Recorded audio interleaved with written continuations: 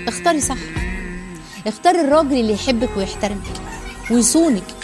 اختاري اللي يعمل علشانك المستحيل، اللي يكون عندك اصلا معايير الاختيار دين وخلق فزوجوه، معايير التفاهم، الاحترام المتبادل بين الطرفين. اختاري اللي تحسي معاه انك بتثقي فيه وانه سند ليكي في حياتك وان معاه بتحسي بالامان. اختاري اللي يجري عليكي بنفس اللهفه اللي انت بتبقي ملهوفه بيه عليه، وانتوا زعلانين انتوا الاتنين بتجروا عشان تصالحوا بعض. اختاري الراجل اللي ما تهونيش عليه انه يشوفك حزينه ولا بتعيطي ولا كذا ولا مش فارق معاه دموعك، لا، وما يكونش هو اصلا سبب دموعك. اختاري الراجل اللي يكون سندك في الحياه، الحيطه اللي تستندي عليها بعد الله سبحانه وتعالى. السند هو الله، لكن لازم حد في الدنيا. اختاري ده.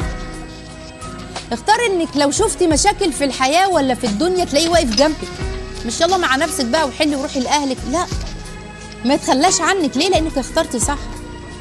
اختاري اللي يستحملك وقت نرفستك وتعبك، اللي لو شافك مخنوقه يريحك ويطبطب عنك، اللي يشيل عنك هموم الدنيا حتى لو ما عملش حاجه غير انه يسمعك بس.